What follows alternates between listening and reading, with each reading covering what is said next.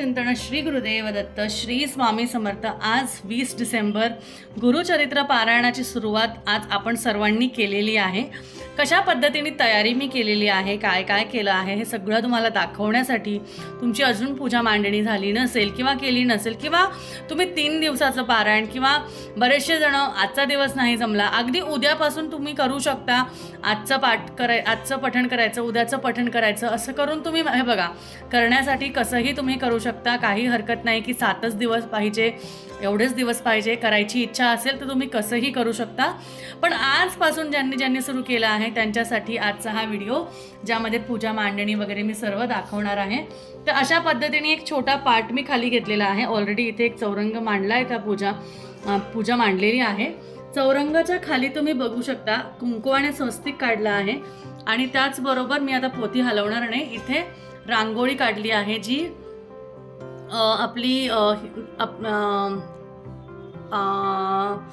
Focus घेत नाहीये। हां, तर दिगंबरा श्रीपाद वल्लभ दिगंबरा अशी रांगोळी आहे। मी तुम्हाला त्याचं हे दाखवते। साचा आहे माझ्याकडे, तर तो साचा तुम्हाला दाखवते। ह्याची ही रांगोळी मी काढली आहे तिथे खाली, कारण इथे काढली की मग सारखा पाय लागणार, काही ना काही होणार, म्हणून मग इथे नाही काढली, मी तिथेच कुंकवाने काढून घेतली। आणि ही आहे आपली पूजा जी आपण मांडलेली आहे। तर आता ह्या ज्या फोटो मागे माझ्याकडे दत्त अणघाचा फोटो आहे, माझ्याकडे स्वामींची मूर्ती पण आहे, दत्तांचा फोटो पण आहे वरती, पण तो काढू शकत नाही म्हणून मग तो तिथेच ठेवला, तिथेच पूजा करणार आहे त्याची। आणि इथे माझ्याकडे दत्त अणघाचा फोटो होता म्हणून मग मी तो फोटो वापरला। आणि तुम्हाला सांगते की त्या फोटोला हार लावला आहे, व्यवस्थित फुलांनी सजवलं आहे। दत्तपीठ तयार केलेलं आहे, म्हणजे कळसावर वाटी किंवा डिश आणि त्यावर तुम्हाला तांदूळ ठेवायचे आहे, मग फुलांनी ते सजवायचं आहे आणि मग तिथे तुम्हाला दत्तांची मूर्ती ठेवायची आहे। आणि इथे स्वामींची जी माझ्याकडे मूर्ती आहे, त्या स्वामींच्या मूर्तीची स्थापना केलेली आहे तिथे, आणि फोटो अशा पद्धतीने मी इथे केले। कलश मांडला नाही आहे, कारण कलश ऑलरेडी आपल्या देवघरात कलश आहे, म्हणून कलश नाही मांडला, कारण हे दत्तपीठसुद्धा एक प्रकारचं कलशच आहे, तो तयार करावाच लागतो, म्हणजे दत्तपीठ आपल्याला ठेवावाच लागतो। तुमच्याकडे मूर्ती असेल, फोटो असेल, तुम्ही काहीही ठेवू शकता। बरेचसे जण स्वामींची छोटी मूर्ती असेल ते सुद्धा याच्यावर ठेवतात, तर तेही चालेल किंवा खाली ठेवली तरीही चालेल। अशा पद्धतीने इथे विडा म्हणून गणपतीची स्थापना आणि विडा झालेला आहे। इथे नारळ, आपण नारळ जे ठेवतो ते नारळ आणि खडीसाखर फक्त माझी ठेवायची राहिली आहे, इथल्या जागेमध्ये खडीसाखर ठेवणार आहे।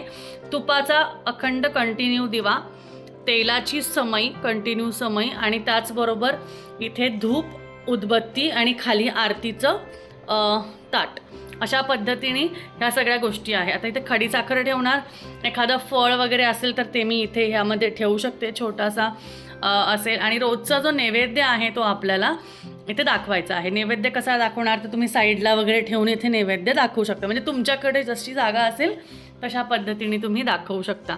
आणि आता ही जे पारायण आहे, हे जेव्हा तुम्ही ज्या पाठावर असणार, ज्या अध्यायावर असणार, ते अध्याय तसं उघडंच ठेवायचं आहे, पोथी हलवायची नाही आहे, पोथी बंद करायची नाही आहे, ते महत्त्वाचं, तेही एक लक्षात घ्या। तर हे चालू झालं की तुम्हाला बंद करायची नाही आहे आणि तशीच ठेवायची आहे। समजा आता इथे माझं हे असणार, तर मी हे असं करून ठेवणार, उघडून ठेवणार, अशा पद्धतीने उघडीच ठेवायची आहे, बंद करायची नाही। बरेचसे जण बंदही करतात, तर काही हरकत नाही, पण शक्यतो पोथी एकदा सुरुवात केली की बंद करू नये असं म्हटलं जातं।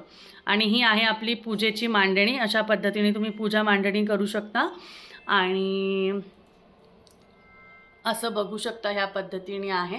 तर काही याच्यात विशेष काही नाही आहे, पण तुम्हाला जसं मी काल सांगितलं होतं की तुम्ही आदल्या दिवशी सुद्धा तयारी करू शकता, म्हणजे नारळ हे सगळं ठेवायचं आदल्या दिवशी आणि सगळं तुम्ही फक्त मांडायचं। आता हळदी कुंकू वाहून पूजा पूर्ण संपन्न झाली, याचा संकल्प अजून सोडलेला नाही आहे, संकल्प सोडायचा, ह्या सगळ्या गोष्टी नंतर करायच्या असतात। तर अशा पद्धतीने पूजा मांडणी झालेली आहे, पारायणाला सुरुवात झालेली आहे। तर चला सर्व एकत्र मिळून पारायण करूया आणि दत्तगुरूंचं, स्वामींचं नामस्मरण आपल्या मुखात हे 7 दिवस नक्कीच दत्त जयंतीपर्यंत आपण होईल तेवढं नामस्मरण करूया। चला भेटूया परत। श्री स्वामी समर्थ।